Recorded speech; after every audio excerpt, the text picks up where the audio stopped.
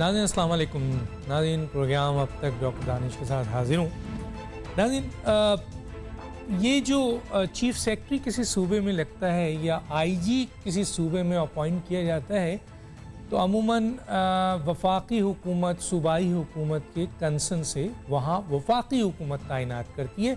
ये वफाकी हुकूमत के नुमाइंदे होते हैं। लेकिन पंजाब की जो सूरत हाल है वो थोड़ी मुख्तलिफ है। पंजाब में सूबे से कंसर्न करने की ज़रूरत नहीं है। इसमें वज़ीर आज़म या वफाकी हुकूमत, बल्कि मैं वज़ीर आज़म कहूँ तो ज़्यादा आसानी होगी, क्योंकि अभी आपको एक मैं पैकेज भी दिखाऊंगा जिससे आपको अंदाज़ा हो जाएगा कि पंजाब के अंदर जो 5 आईजी 2 साल में चेंज हुए हैं उसमें वज़ीर आज़म बराह रास्त उनको इन्वेस्टिगेट करते हैं। बकौल उनकी पूरी की पूरी सीवी को रिसर्च करते हैं, उनके बारे में मालूमात लेते हैं बहुत ठोस बजाकर, और फिर वज़ीर आज़म जो हैं वहाँ अपॉइंट करते हैं। पंजाब में वहाँ कंसर्न की ज़रूरत नहीं है।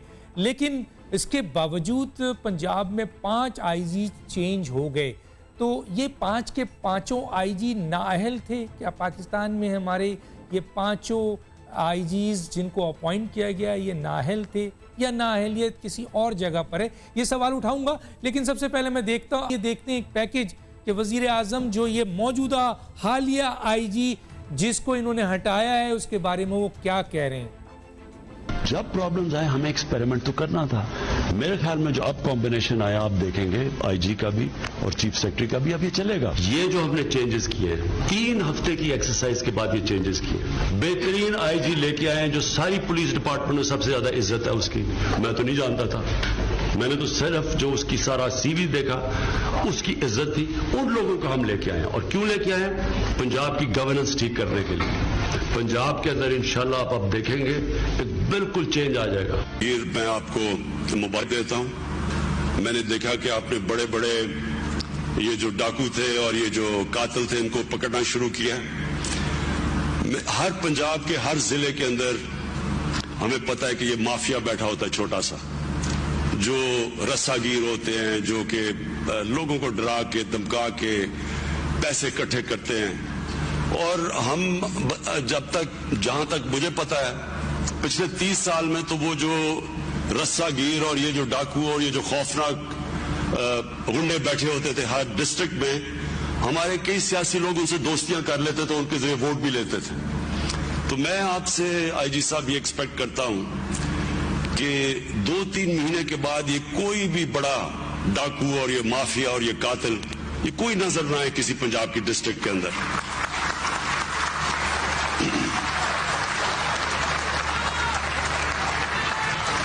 और अभी तक मैं आपको दाद देता हूं कि 1 महीने के अंदर आपकी जबरदस्त परफॉर्मेंस रही है, बहुत अच्छे। क्योंकि मैंने देख रहा हूं खौफनाक किस्म के 15-20 साल जो कत्ल कर रहे थे लोगों को, वो आपने पकड़ के जेलों में डाले। बड़ा अच्छा शुरू आपने बहुत अच्छा किया।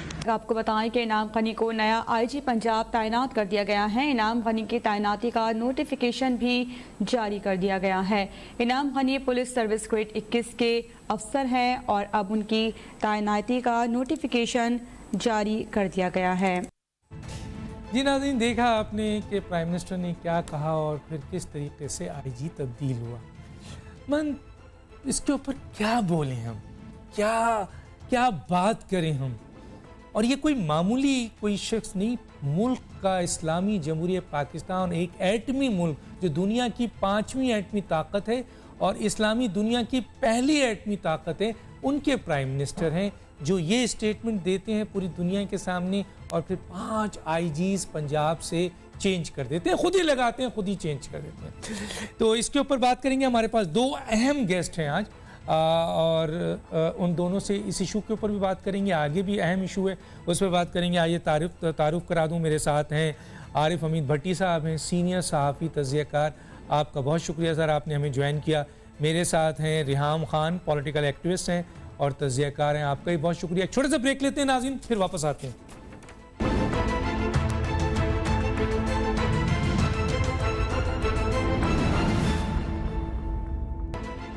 Welcome back. भट्टी साहब, आपसे शुरू कर लेते हैं। मुझे बताइए भट्टी साहब, आप तो वैसे भी पंजाब में बैठे हुए हैं, बड़ी गहरी नज़र है आपकी। ये प्रॉब्लम कहाँ है सर? ये पंजाब हुकूमत में प्रॉब्लम है, मरकज़ी हुकूमत में प्रॉब्लम है, या ये आईजीज़ जो 2 साल में 5 आईजीज़ तब्दील हुए हैं, ये क्या वाकई नाअहल थे, इनके अंदर सलाहियत नहीं थी? हालांकि इनको बराह रास्त अपॉइंट करते हैं पूरी इन्वेस्टिगेशन के बाद प्राइम मिनिस्टर, जिसका आपने ये फुटेज भी देखा, क्या कहते हैं? बिस्मिल्लाहिर्रहमानिर्रहीम। एक तो डॉक्टर साहब आपने मेरे इल्म में इजाफा किया, मैं मशकूर हूँ।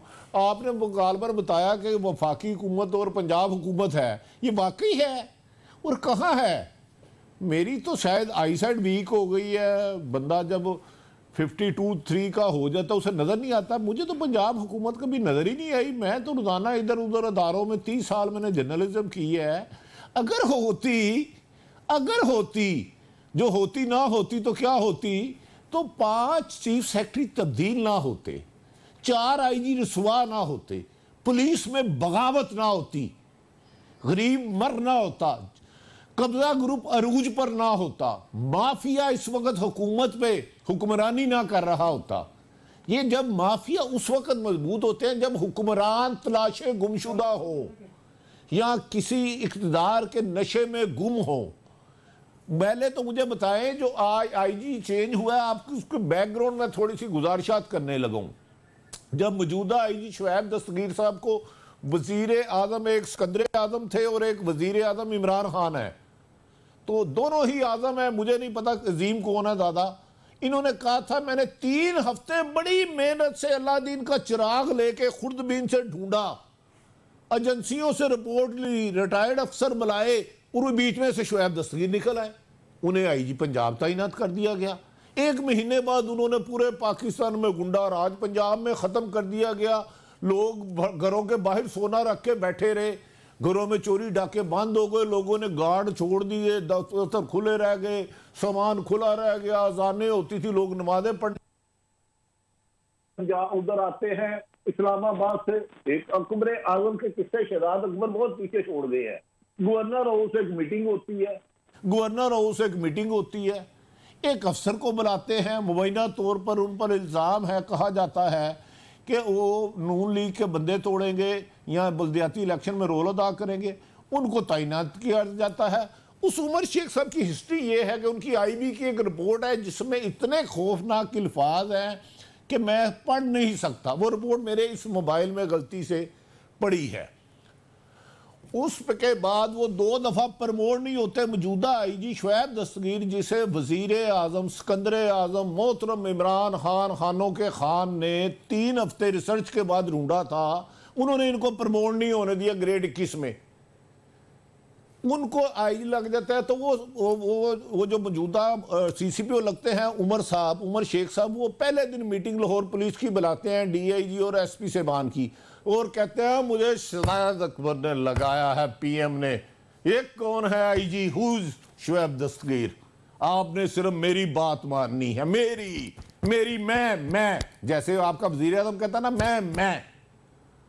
उसके बाद वजीर आईजी शुएब दस्तगीर, जिसको 3 हफ्ते की तलाश के बाद इमरान खान की उकाबी नजरें ढूंढती हैं, वो उनके पास जाते हैं। उनका एक आजम खान है, बगैर नून के खान होता है, एक खान होता है। वो उनको कहते हैं भाई पीएम ने लगाया है, वो चेंज नहीं होगा। वो जैसा भी, उन्होंने कहा जी उसकी ये रिपोर्टें हैं। सीपीएम सब खुद कहते थे ईमानदारी, कॉम्पिटेंसी, ऑनेस्टी, हार्ड वर्कर, तो ये रिपोर्टें, उन्होंने कहा वो वैसा ही रहेगा। अगले दिन वो आईजी साहब लाहौर आते हैं, दफ्तर नहीं जाते 2 दिन। वो वजीर आला पंजाब के पास तशरीफ ले जाते हैं विदाउट यूनिफॉर्म, उनके साथ मुलाकात होती है। गलती से मैं खबर दे देता हूँ, उसकी तरदीद करते हैं। वो भी कहते हैं यार मैं तो बेबस हूँ भाई, मैं दही खा रहा, मैनू की कह रहे हो कि सीसीपीओ लग गया है, तो उन्हें लाया है शहजाद अकबर ने। तो आज सारा दिन बगावत मैंने अपनी पूरी जिंदगी में देखी। आईजी ऑफिस सारे अफसर इकट्ठे होते रहे कि हमने सीसीपीओ को काम नहीं करने देना, इस किस्म की खासी जुलूस होते रहे। ठीक। और शाम को पता चला कि उकाबी नजरें रखने वाले वजीर आजम इमरान खान की नजर में शुएब दस्तगीर एक बुरा आदमी है, उसको फौरी तौर पर तब्दील कर दिया गया। उसकी जगह इनाम गनी को लगा दिया गया। इनाम गनी की भी तारीफ करना बहुत लाजमी है। डॉक्टर साहब माफी चाहता हूं, आपकी गेस्ट नाराज ना हो जाए, उनसे भी माजरत के साथ। उनके ऊपर केस है, इंक्वायरी है कि 20 बंदों को नाजायज तरीके से, अफगानियों को उन्होंने लंदन भेजा और इंक्वायरी अप्रूव हो चुकी। इसके ऊपर उन्हें 2 साल प्रमोट नहीं किया गया। उनको उकाबी नजरों ने, मेरे खान की उकाबी नजरों ने आईजी पंजाब तैनात कर दिया। अब पंजाब वाले लोग अल्लाह के वाले, डाकुओं के वाले, चोरों के वाले, दहशतगर्दों के वाले, जितनी जिंदगी है जी है। ठीक है, मैं रेहम खान साहिबा की तरफ आता हूँ। रेहम खान साहिबा, अपोजिशन में इमरान खान साहब थे तो उनके बहुत सारे स्टेटमेंट, फैसले, वादे जो पूरी दुनिया ने देखा कि इतने बड़े बड़े यू टर्न हुए हैं कि जिसका कोई तसव्वुर नहीं है। लेकिन जब मुल्क का आदमी वज़ीर आज़म हो जाता है और उसकी कोई स्टेटमेंट होती है तो उसकी बड़ी अहमियत, और वो भी वो जो इस्लामी जमहूरियत पाकिस्तान या एटमी ताकत का एक मुल्क है, 5वीं एटमी ताकत है पाकिस्तान, उसका वज़ीर आज़म है। आप वज़ीर आज़म को बहुत करीब से जानती हैं, कहाँ ये फेलियर है कि आईजीज लगते हैं, उनको अपॉइंट किया जाता है, उनकी इतनी तारीफ होती है और उसके बाद एक झटके से निकाल दिया जाता है। अहलियत में इन आईजीज की कमी है, ये कहाँ कहीं और नाअहलियत में है?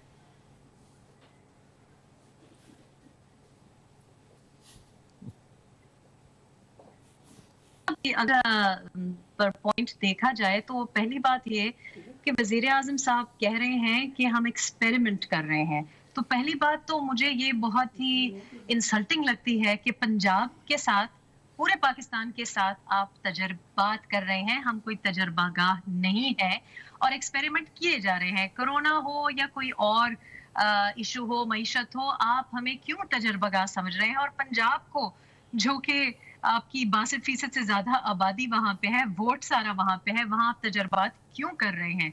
तो पहली तो ये नाअहलियत की एक निशानी है कि 2 साल से आप एक्सपेरिमेंट ही किए जा रहे हैं। कोरोना पे भी आप महीनों पहले से मुतवज्जा किए गए थे और आप सोच रहे थे, लेकिन सोचने में इतना वक्त लगा दिया। दूसरी बात ये जो भट्टी साहब ने भी कही कि देखें, बगावत क्यों ना हो पुलिस में, वजीर आजम साहब कह रहे हैं कि इस शख्स की बहुत ज्यादा इज्जत थी पुलिस फोर्सेस में, तो आप क्या दानिस्ता तौर पे लोग जो कि इज्जतदार हैं, जिनका एक नाम है, जिनकी एक क्रेडिबिलिटी है, जिनका एक वकार है, चाहे वो पुलिस फोर्स में हो या ब्यूरोक्रेसी में हो, क्या आप जानबूझ के उनकी बेइज्जती करना चाह रहे हैं? देखिए, आज एडिशनल आईजी ने, जो आईजी फाइनेंस है, उन्होंने क्या कहा है, मुझे बहुत अफसोस हुआ कि कितनी डिमोरलाइजिंग बात है। एक अफसर जो सारी जिंदगी खिदमत करता है, अपराइट है, और उसने ये जरूरत महसूस की कि वो रिटन नोटिस दे और कहे कि ये शख्स मुझसे जूनियर है। और ये आप पूरी फोर्सेस को, ये मत भूलिए कि जब अपोजिशन में बैठे थे और जब खैबर पुख्तनख्वा में तजर्बात कर रहे थे, जो कॉस्मेटिक चेंजेस कर रहे थे, तो आप तो वो थे जो कहते थे कि पुलिस का वकार बुलंद करेंगे, पुलिस को गैर सियासी करेंगे। आज आपने 5 आईजीज की बेइज्जती की है और उसके अलावा आपने पूरी पुलिस फोर्स की और ब्यूरोक्रेसी की। ये हमारे गोल्ड मेडलिस्ट टॉपर्स हैं। देखिए, कोई आसान बात नहीं होती सीएसएस पास करके, और अक्सर इनमें से वो लोग हैं जो कि अच्छी पोजीशन से गए हुए हैं, प्रोफेशनल्स हैं, और उसके बाद सीएसएस किया है। तो आप किस किस्म की एक मोरल डाउन कर रहे हैं पूरी कौम का और सर्टनली ब्यूरोक्रेसी का? और तीसरी बात जो कि इंतहाई, अब मतलब एक तो आपने किसी की भी इज्जत छोड़ी नहीं, और ऊपर से आप तजर्बात भी कर रहे हैं, और फिर ये कहते हैं कि 1 महीने में इनकी परफॉर्मेंस इतनी अच्छी थी और ये डाकुओं पर हाथ डालेंगे। मेरा ख्याल है कि आउटगोइंग आईजी से यही गलती हुई कि शायद उन्होंने ऐसे डाकुओं पे हाथ डाल दिया जहां उनको हाथ डालना नहीं चाहिए था। शायद हमें लिस्ट बनानी चाहिए उन तमाम ब्यूरोक्रेट्स की जो कि इस वक्त ऑफिसर्स ऑन स्पेशल ड्यूटी हैं, ओएसडी हैं, या फिर वो आईजीज जो कि बरतरफ कर दिए गए हैं या उनकी पोस्टिंग हो गई है, क्योंकि मैं समझती हूँ कि ये एक जबरदस्त लिस्ट है कि ये अपराइट पुलिस ऑफिसर्स हैं या अपराइट ब्यूरोक्रेट्स हैं जो कि सही काम कर रहे थे। तो अब आने वाली जो हुकूमत है उसको इनकी लिस्ट सामने रखनी चाहिए और इनको सर्टनली प्रायोरिटी लिस्ट पे रखना चाहिए कि वो लोग लोग जो कि नहीं पसंद प्राइम मिनिस्टर साहब को इस वक्त, इसका मतलब है वो कोई काम सही कर रहे होंगे, क्योंकि जो काम सही कर रहा है उसकी गुंजाइश नए पाकिस्तान में नहीं दिखाई देती। ठीक है भट्टी साहब, मैं आपकी तरफ आता हूँ। एक और बात लेकर के अगर सफारती मसला हो उसको देखें तो वो फ़ौज सही कर रही है, अगर आप मुआशी मसला है तो फ़ौज अपना किरदार अदा कर रही है, अगर आप दूसरे मसाइल देखें, आइनी मसला हो, पार्लिमानी मसला हो, उसमें भी फ़ौज अपना किरदार अदा कर रही है। लेकिन जो हुकूमत है अब एक नई चीज़ लेके आ रही है और वो काबीना से वज़ीर आज़म साहब ने अप्रूव करा लिया है, और वो ये है कि अब मुल्क की गवर्नेंस, अब गवर्नेंस क्या होता है सर? वो होता है कि रूल ऑफ लॉ, वो होता है मेरिट, वो होती है ट्रांसपेरेंसी, वो होती है गवर्नमेंट इफेक्टिवनेस। अब ये गवर्नेंस और इंतजामी मसले ये टाइगर फोर्स दुरुस्त करेंगे सर, उनको दे दिया गया है, वो कंट्रोल करेंगे सर, क्या कहते हैं? डॉक्टर साहब, ला कानूनियत से कानून नाफज करने वाली अकल पर मातम किया जा सकता है। नहायत अदब एहतराम से कोई भी अदारा अवाम की फलाह बहबूद और बेहतरी के लिए बनाया जाता है। टाइगर फोर्स की कानूनी हैसियत क्या है? कबीना कौन होती है कि टाइगर फोर्स को मेरे पे मुसल्लत करने वाली, आप पर मुसल्लत करने वाली? टाइगर फोर्स का मेरिट क्या है? कौन लोग हैं टाइगर फोर्स में? अभी रेहाम साहबा फरमा रही थी CSS करके आते हैं, ASP इम्तिहान दे के आता है, सिपाही भी कोई बेचारे की दौड़ होती है, मेडिकल होता है, रिटर्न होता है। ये टाइगर फोर्स बनाना कानून को चैलेंज करना है। क्या रेंजर के खिलाफ बना रहे हैं? ये क्या फौज के खिलाफ टाइगर फोर्स बना रहे हैं? क्या पुलिस के खिलाफ बना रहे हैं? टाइगर फोर्स किस कानून के तहत काम करेगी? किसी सरकारी अफसर को कैसे जाके वो रोक सकती है? मैं एक मिडल मैन हूं, मुझे वो कैसे सड़क पे रोक सकता है? Who is he? भाई उसके पास क्या अथॉरिटी है? किस कानून के तहत वो बनाई है? ये उसका बनाना, उसको कोई इख्तियार देना, ये कायन से मावरा होगा, कानून तोड़ना होगा। खुदारा वजीर आजम साहब खाना जंगी की तरफ ना लेके जाएं। कोई प्राइवेट आदमी अगर फोर्स बनाता है तो वो किसी दूसरे आदमी की चार दीवारी की तरफ देख नहीं सकता, उसका कोई राइट नहीं है। उसके लिए अगर कोई क्राइम करता है तो पुलिस है, रेवेन्यू है, वापडा है, हर अदारे में सरकारी अफसर तैनात है जिनकी कुछ जिम्मेदारियां होती हैं, जिनका CV होता है, जिनका माजी होता है। एक टाइगर फोर्स का आदमी मुझे रास्ते में रोकता है, पूछता है मैं टाइगर फोर्स हूं, मेरा पर्स छीन के ले जाता है, उसकी डंडी क्या है? मैं कहां तलाश करूंगा उसको? तो आपने कैसी बात कर दी डॉक्टर साहब? टाइगर फोर्स होती कौन है मुझे पूछने वाली, या किसी को भी पूछने वाली? इमरान खान साहब आइन और कानून से मावरा कोई फैसला करेंगे तो वो गैर आईनी होगा। अगर वो फोर्स मुझे बताएं टाइगर फोर्स किस कानून के तहत बनाई, मैंने भी कानून पढ़ा हुआ है। क्या फौज के खिलाफ बना रहे हैं, रेंजर के खिलाफ, पुलिस के खिलाफ, अवाम के खिलाफ, और किस कानून के तहत? एक प्राइवेट आदमियों की यूनियन है, वो फलाई खिदमत अपनी चंदा इकट्ठी करे, दे पैसे।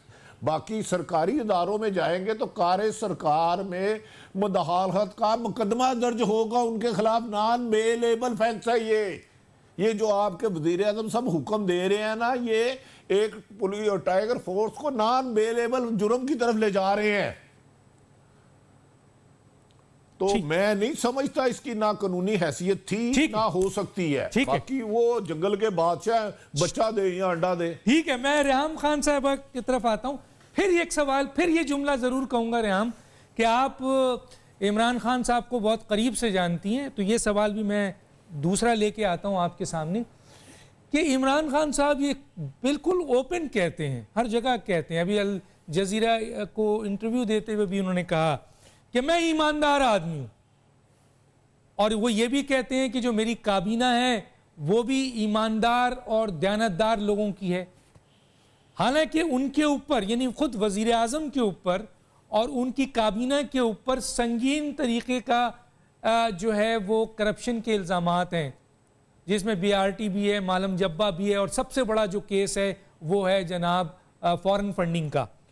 तो मैं आपसे ये पूछना चाहता हूँ कि ये जो हुकूमत है वो कितनी ईमानदार है, वजीर आजम कितने ईमानदार हैं जो बार बार ये कहते हैं आवाम को, दुनिया को। और दूसरा, जिन लोगों को चोर और डाकू कहा, जिन लोगों को लुटेरा कहा, 2 साल में आज तक किसी एक शख्स को के ऊपर भी जुर्म साबित नहीं कर सके, क्या कहेंगी? देखिए अब तो मेरा ख्याल है कि 2 साल से आप सभी बहुत करीब से उनको जान गए हैं। जो बातें मैंने कही थी, मेरा ख्याल है कि मुझे कभी-कभी लगता है कि वो मेरी बातों को खुद एविडेंस प्रोवाइड कर रहे हैं, उनको प्रूव कर रहे हैं। 2 सालों में जो मैंने नाम लिए थे, जो मैंने बातें कही थी, तो मैं तो कोई पीर फकीर या नजूमी हूं नहीं, तो वो सारी बातें उन्होंने खुद सामने आके प्रूव की, आपने देखा। और आप तो फॉरेन फंडिंग की बात कर रहे हैं, जैसे भट्टी साहब ने कहा कि कोई कानून नहीं है टाइगर फोर्स का, तो इसी तरह देखिए जज और ज्यूरी वजीर आजम साहब खुद है, मर्जी है उनकी किसका इस्तीफा कबूल करें, किसका इस्तीफा ना कबूल करें।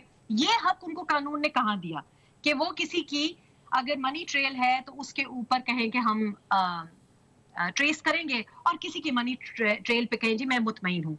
ये भी तो किसी मुल्क में, किसी हुकूमत में, किसी कानून में ये हक वजीर आजम के पास तो नहीं है। और फिर टाइगर फोर्स की आप बात कर रहे हैं, जो काबीना में एक रिकॉर्ड है, तारीख में पहली बार इतने स्पेशल एडवाइजर्स बिठाए गए हैं, ये क्या इलेक्टेड हैं? ये किस कानून के तहत हैं? और अभी आपने देखा है कि कोर्ट्स ने भी एक वर्डिक्ट दे दिया है कि उनको इस किस्म की डोमेन ही नहीं है कि ना वो बोल सकते हैं, ना वो मिनिस्ट्रीज के ऊपर उनका हक है।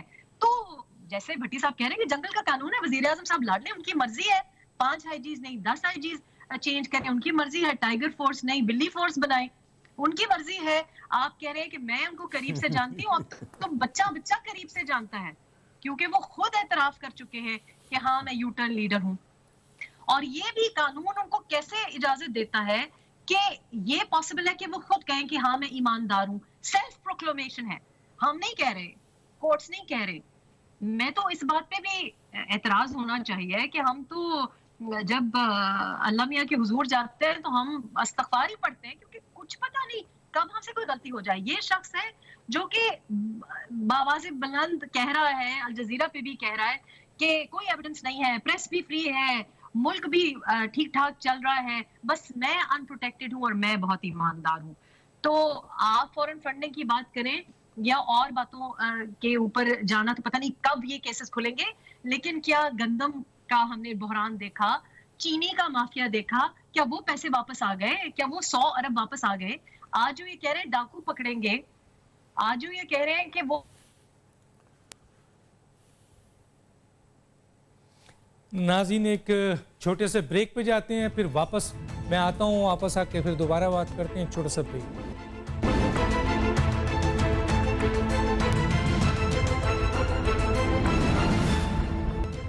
Welcome back. जी मैं भट्टी साहब आपकी तरफ आता हूँ, और ख़ास तौर पे वज़ीर, एक तो ये कि बताइए भट्टी साहब कि वो वज़ीर आज़म कहते हैं हर बार कि मैं ईमानदार हूँ, मेरी कैबिनेट दयानतदारों की है, और दोस्त जाल में जिन लोगों को वज़ीर आज़म ने करप्ट तरीन लोग कहा, 2 साल में एक भी आदमी गिरफ़्तार नहीं हो सका। एक तो इस पर कमेंट दीजिए, और थोड़ा सा इस पर भी ज़रूर बताइएगा। उन्होंने कहा है मीडिया आज़ाद है, लेकिन उन्होंने ये भी कहा है कि मेरी हुकूमत गैर महफूज है मीडिया की वजह से, क्या कहेंगे? डॉक्टर साहब गुजारिश है, मैं छोटा सा एक रिपोर्टर हूँ, और मैं PUJ का, पंजाब यूनियन जर्नलिस्ट का प्रेसिडेंट रहा हूँ मुशर्रफ दौर में। मैं आपको यकीन से कहता हूँ, मैंने 83 दिन 83 डेज डेली जुलूस निकाला लाहौर माल रोड पे। मैंने मीडिया पे इतना जवाल, इतना सख्त वक्त तसव्वुर भी नहीं किया था। 87 दिन डेली जुलूस निकाला, जिसमें खुद इमरान खान साहब आए थे, मोहतरम बेनज़ीर शहीद आई थी, नवाज शरीफ साहब आए थे। सहाफ़ियों को नौकरियों से निकलवाया जा रहा है, ईमानदारी से पूरी इतलात के मुताबिक कह रहा हूँ। दूसरे टीवियों के मालिकों को कहा जा रहा है फलां को ना बुलाओ, फलां को ना बुलाओ, फलां को नौकरियों से निकालो। मीडिया पर जिस कदर पाबंदियां आज हैं मैंने नहीं देखी अपनी जिंदगी में। सच कहना एक जुर्म बना दिया गया है, सच बोलना एक क्राइम है, क्राइम आज के दौर में क्राइम। मैं आपको चैलेंज करता हूं, जो भी हुकूमती बंदा है मेरे सामने आ जाए, मैं तो आज़ाना अर्ज करूंगा, मैं तो धमकी नहीं किसी को दे सकता। ईमानदार आप मैं ईमानदार हूं कहता हूं, तो मैं तो मेरा और मेरे अल्लाह का मामला है। लेकिन मेरे नीचे अगर करप्शन हो रही है और मेरे राइट लेफ्ट लूट मार की इंतहा कर रहे हैं और मैं फिर नहीं बोलता, तो मैं करप्शन का बराबर शरीके जुर्म हूं। ये मेरे अल्लाह का हुक्म है, किसी भी साहिब इल्म को ले ले। क्या इमरान खान के नीचे जितनी करप्शन हो रही है, वो खुद कह रहे थे ना 10 से 12 अरब रुपया रोजाना करप्शन होती है, तो वो बचा के दिखा दे 2 सालों में कहाँ पैसे बचे हैं। करप्शन का रेट 10 गुना ज्यादा बढ़ गया, 10 गुना। मैं तो हैरान हूं कि इमरान खान साहब कैसे समझ रहे हैं कि 22 करोड़ आवाम एक वक्त में सारी बेवकूफ हो जाएगी। मुझे एक महकमा बता दे, क्या स्टील मिल फायदे में आ गई है, क्या वापडा फायदे में आ गया, क्या पीआईए फायदे में आ गया है, क्या रेलवे फायदे में आ गया है, क्या बिजली चोरी कम हो गई है, क्या गैस चोरी कम हो गई है, क्या अस्पतालों में ठेके लूट मार की इंतहा अरूज पे नहीं पहुंची, क्या चंद रोज कबल डीजी नैब को principal secretary to CMX doctor Raheel जो बयान दे के आए हैं उसकी 3.5 घंटे की केसर नैब सुनाएगा लोगों को। इंसाफ सिलेक्टेड नहीं होता, इंसाफ ये नहीं होता कि मेरा कोई रिश्तेदार करे तो उसका हराम का पैसा हलाल हो गया, मेरा मुखालफ करे तो उसका हलाल भी हराम हो गया। ये याद रख लें, सिलेक्टेड इंसाफ नफरत को जन्म देता है। मेरी वज़ीर आज़म से गुजारिश है, आपने हर बात जो की जितनी पूरी की, क्या आपने कहा मैं वर्ल्ड बैंक के पास नहीं जाऊंगा, मैं खुदकशी कर लूंगा, IMF के पास नहीं जाऊंगा, बिजली पेट्रोल गैस की कीमत हो महंगी हो तो आपका वज़ीर आज़म करप्ट है, 2 नहीं 1 पाकिस्तान होंगे। गुड गवर्नेंस करें। ओ भाई, इसके लिए तो IMF और वर्ल्ड बैंक के पास तो नहीं ना जाना चाहता, ईमानदार और कॉम्पिटेंट अफसर लगाने पड़ते हैं, सिर्फ ये काम करना पड़ता है, लेकिन आप वो भी नहीं कर सके।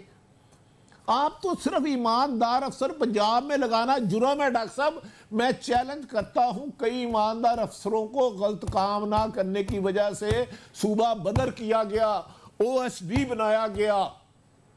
खुदा का वास्ता है, बस करे, अब बस करे। ठीक है रेहाम खान साहबा, मैं आपकी तरफ आता हूं की आजादी का लफ्ज हमें दर्श ना दे। ठीक है रेहाम खान साहबा, ये आज़ादी सहाफ़त और फिर जो सहाफ़त के हवाले से उन्होंने कहा कि जी मौजूदा मीडिया से मौजूदा मेरी हुकूमत गैर महफूज है, बहुत बड़ा जुमला कह गए हैं। एक तरफ वो आज़ादी सहाफ़त और दूसरी तरफ मैं आपसे ये सवाल पूछना चाहूँगा कि माजी की हुकूमतों पे करप्शन का इल्ज़ाम था, लेकिन मौजूदा हुकूमत पे नाअहलियत के साथ साथ करप्शन का इल्ज़ाम है। ये मैं नहीं कह रहा, सुप्रीम कोर्ट का भी ये तजिया है कि जी मौजूदा हुकूमत ना सलाहियत रखती है ना इसमें अहलियत है, और आप देखते हैं अपोजिशन बाज़ाफ्ता कहती है कि ये नाअहल हैं और करप्ट हैं।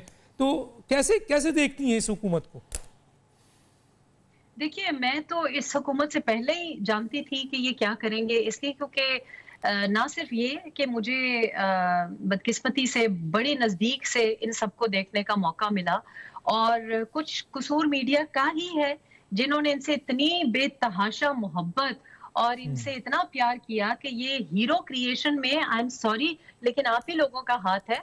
और हम लोगों ने आप ही को सुन के, आप लोग इनकी जब तकारीर लगाते थे तो हमें तो लगता था कि ये शख्स कुछ गलत बोल गया है, लेकिन आप लोगों ने पैंती पंचर हो या क्या हो, सब कवर अप किया, और मैंने फिर एक जाती वोट भी डाला। तो मैं तो गिला नहीं करती कि मेरी जिंदगी या मेरी बच्चों की जिंदगी, वो तो अल्लाह का हुक्म होगा इसमें यकीनन। मेरा ख्याल है मकसद ही ये था कि मैं एक आईनी शाहिद हूँ, और मैंने ये इसी वजह से लिखा।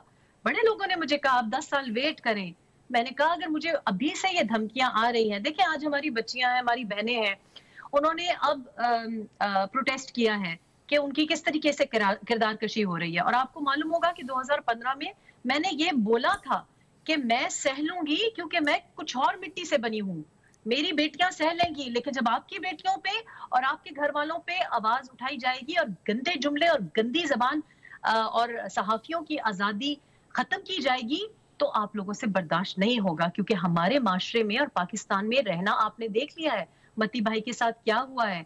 इस्लामाबाद को बलूचिस्तान बनाया जा रहा है। गोंदल साहब को दिन दिहाड़े उनकी माँ, उनकी वाइफ, उनके बच्चे आज प्रोटेस्ट कर रहे हैं। ये वजीरिस्तान तो नहीं है, ये बलूचिस्तान तो नहीं है। तो मैं तब उस वक्त ये कह रही थी कि मैंने इन लोगों को नजदीक से देखा है, मैंने इनको आसानी से और बहुत कन्विंसिंग झूठ बोलते हुए देखा है। यू टर्न मैंने देखे हैं, ना सिर्फ एक पर्सनल रिश्ते के तहत, लेकिन खैबर पुख्तनख्वा के हाल से। और मैं बार बार ये कहती रही कि हमारा कोई जाती तनाजा नहीं था, मैं सिर्फ एज ए रिपोर्टर आके कहती थी ये देखें जी, ये फाइल है, ये प्लीज देख लें, ये असद उमर साहब के कारनामे हैं, ये देख लें, ये जहांगीर तरीन के कारनामे हैं, ये देख लें हमारे CM क्या कर रहे हैं। मेरा तो कोई रिश्तेदार पाकिस्तान में नहीं था कि मैं मिनिस्टर बनाना चाहती या चीफ मिनिस्टर बनाना चाहती, ना मेरा भाई पाकिस्तान में, ना मेरे बच्चे पाकिस्तान में, मैं खुद ब्रिटिश नेशनल। लेकिन मैं बेइज्जती नहीं चाहती थी एक लीडर की जिसको मैंने वोट डाला, और ऑब्वियसली एक करीबी रिश्ते से। आज तो मैं अल्लाह का लाख लाख शुक्र अदा करती हूँ कि जो बददुआएं मैं सुन रही हूँ, लोग मुझको ईमेल करते हैं, वो लोग जो मुझको पहले बहुत बुरा भला कहते थे, वो लोग जो सरकारी नौकरियों पे हैं, ये जो ब्यूरोक्रेट्स हैं जिनको ओएसडी किया है, ये मैं आपको बता सकती हूँ कि ये वो लड़के हैं, ये वो गोल्ड मेडलिस्ट हैं जो कि इंसाफियत थे, जिन्होंने पीटीआई को वोट डाला, जो तब्दीली से उम्मीद लगाए बैठे थे, उन सबके दिल तोड़े हैं। और आप ये जो बात कर रहे हैं कि जनाब आई एम अनप्रोटेक्टेड, वो हाशिम मेरे भाई अल जजीरा को भी बताएं कि जी अनप्रोटेक्टेड कहते किसको है? अनप्रोटेक्टेड इसको कहते हैं कि आपके मालिक कान को फोन आए और कहें कि ये कॉलम नहीं छपेगा, इस बंदे को टीवी से फारग कराओ, इसको नोटिस आए। और वो लोग जो पाकिस्तान में हैं उनको दिन दिहाड़े, जैसे मैं कह रही हूँ इस्लामाबाद में अगवा किया जा रहा है, लोगों को ब्लैकमेल किया जा रहा है, और कैसे कैसे कॉलम छप रहे हैं। और वो लोग जो आजादी सहाफत, अब मैं उनकी मजबूरी भी समझती हूँ, जो 180 दिन से जेल के पीछे हैं, वो भी अजीब किस्म के कॉलम प्रिंट कर रहे हैं। और फिर हमारे माशाल्लाह, मैं तो कहती हूँ क्रेडिट जाता है, इमरान को क्रेडिट जाता है कि आप लोगों ने उनको हीरो बनाया, आप लोगों ने उनको इज्जत दी, और उन्होंने अपने हाथों से उस इज्जत को, उस तमाम इज्जत को, मोहब्बत को बिल्कुल जमीन से लगा दिया है। और इसके अलावा अपना मास्क भी उतारा है और बाकी सबका मास्क भी उतर के आ गया है। हमें पता चल गया है, ये लोग जो आजकल शादियाने बजा रहे हैं, जो इक्का दुक्का लोग रह गए हैं, मैं तो कहती हूँ क्रेडिट टू इमरान कि उन्होंने वो कर दिखाया है जो मेरी किताब नहीं कर सकती थी, क्योंकि उन्होंने सबके चेहरों से मास्क उतारे हैं और सबकी आंखें खोल दी हैं। मैं 20 साल भी लगी रहती तो मैं लोगों को मैं नहीं जानती थी कि ये कम से कम, मैं एक्सपेक्ट करती थी एक काम तो सीधा कर लेंगे, लेकिन खैबर पुख्तनख्वा में हम 7 साल से देख रहे हैं, बीआरटी तो आप देख रहे हैं, हमने तो लोगों की प्रॉपर्टीज की वैल्यू को खत्म होते हुए देखा है। और बात सिर्फ ये है कि करप्शन के नारा लगाना ये तो बड़ी पुरानी एक रेटरिक है। बात ये है कि अब कुर्बानी गुजरी है, आप यकीन करें, लोगों के पास नए जोड़ा ईद का खरीदने की तौफीक नहीं रही, लोग कुर्बानी नहीं कर सकते थे, लोग जो कि सफेद पोश लोग थे, लोग बेटियों की शादियां नहीं करा सकते, लोगों को समझ नहीं आ रही। तो इशू ये है कि ना आपने कोई सड़क बनाई, ना आपने कोई यूनिवर्सिटी बनाई, ना आपने सेहत के लिए कोई फंड दिए, इनकॉम्पिटेंसी आपकी ना अहली आसमानों को छू रही है, और ऊपर से आप करप्शन की बात करते हैं। तो लोगों के पास तो रोटी नहीं है, लोगों के पास तो कुछ भी नहीं है, ना रोजगार है, किधर है वो नौकरियां, किधर है वो मकानात? आपने तो लोगों के सर से उनकी जो रही सही इज्जत थी, उनके सर से चादरें छीन रहे हैं, आप तो सर से छत देने वाले थे। तो मेरा ख्याल है कि सबसे बड़ी ज्यादती इमरान ने अपने साथ की है, क्योंकि ये आखिरी उम्र में अल्लाह ने सारी जिंदगी आपको इतनी इज्जत दी हो और आखिरी उम्र में आप वो सारी इज्जत खोले, मेरा ख्याल है अपने साथ उनकी बड़ी बदबख्ती है, और कौम के साथ तो ऑब्वियसली बदकिस्मती है। लेकिन कसूर सिर्फ इमरान का नहीं है, कसूर उन लोगों का भी है जो कि देखिए अब सब लोग ही पपेट बनने के लिए राजी हैं।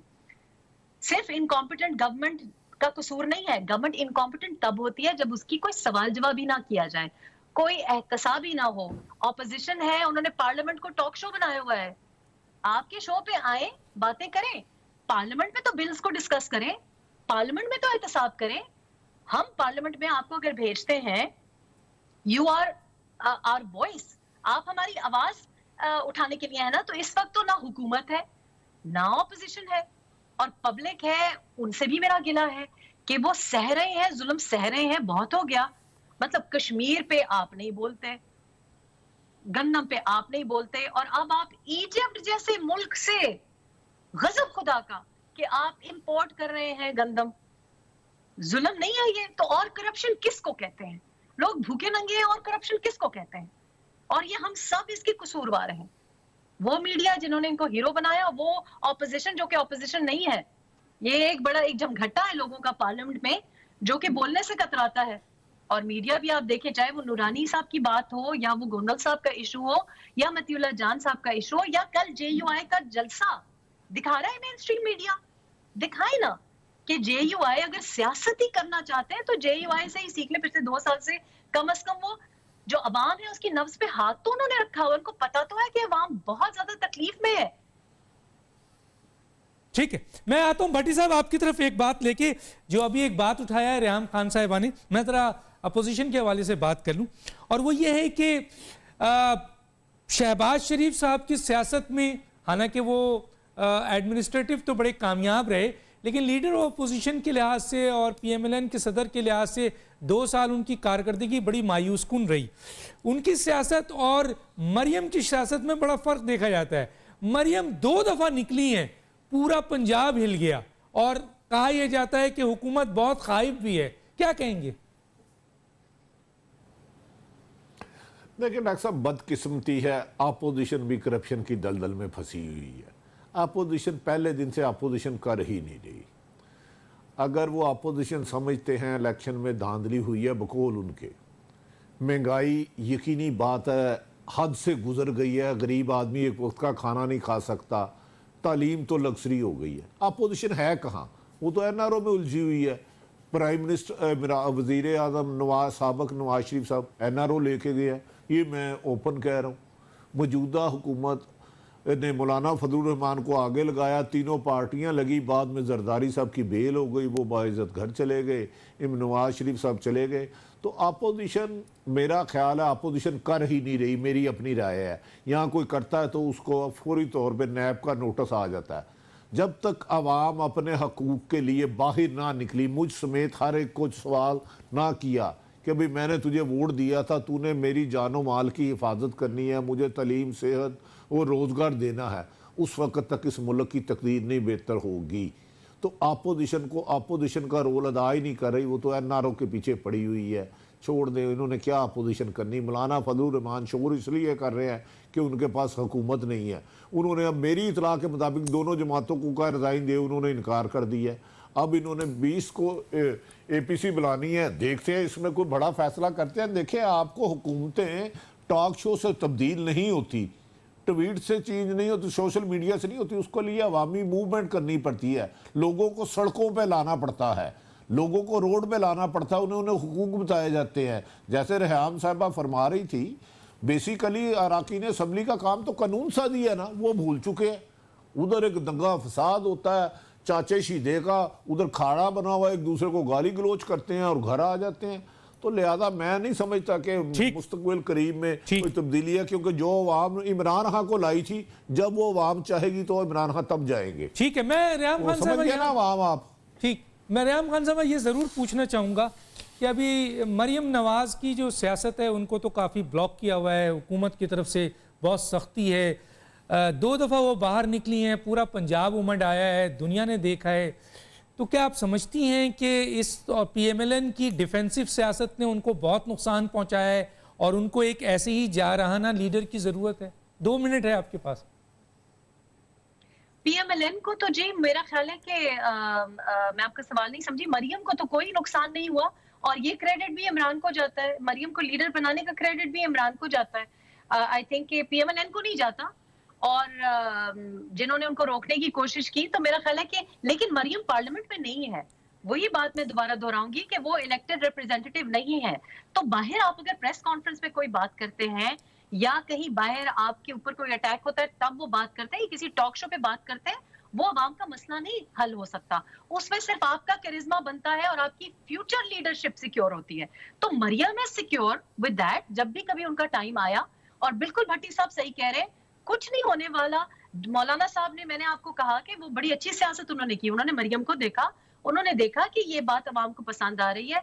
और माजरत के साथ, लीडर सिर्फ लीडर लेबल लगाने से नहीं होता, लीडर करेज से होता है, कंट्रोवर्शियल बात करने से होता है। तो पार्लियामेंट में अगर आप इधर उधर डाइवर्जन पॉलिटिक्स करेंगे, चाहे वो PTI का बंदा हो, चाहे वो PMLN का बंदा हो या PPP का। PPP को मैं इतना कसूरवार नहीं ठहराती, क्योंकि देखें अगर आप सियासत का सोचें तो उनके पास तो एक कम से कम एक सियासी हुकूमत तो है, उनको इससे ज्यादा कभी कुछ अभी फिलहाल तो मिल भी नहीं सकता। लेकिन APC I don't really think कि ये डिलेइंग टैक्टिक्स है। मेरा ख्याल है सीरियसनेस नहीं है, और सीरियसनेस शायद इस वजह से भी नहीं है क्योंकि सब अब चाहते हैं कि जितने प्यार से इमरान की तरफ देखा जाता है उतने प्यार से हमारी तरफ पिंडी देखें। तो वो मेरा ख्याल है कि अब सभी उसी ख्वाहिश में है कि ये मोहब्बत हमारी तरफ आए। और मैं तो पर्सनली इस चीज को मैं तो समझती हूँ कि अगर आपने इशारों पे ही चलना है तो फिर इमरान से क्या मसला है, फिर चलने पे। ये जमहूरियत नहीं है। जमहूरियत तसलसल जब ये कहते हैं, ये अपनी सियासत के तसलसल की बात करते हैं। जमहूरियत होती है लोगों को लोगों का हक देना। और मेरा ख्याल है हमारी अवाम को भी अब बेदार होना पड़ेगा, उनको डिमांड करना पड़ेगा कि हमारे पास ना पानी है ना रोटी है, हमारी बला से कौन लीडर आता है, हमें तो जिंदा रखना। ठीक है, टाइम बिल्कुल खत्म हो जाता है। दोनों मेहमानों का बहुत शुक्रिया डॉक्टर दानिश जी, अल्लाह हाफिज।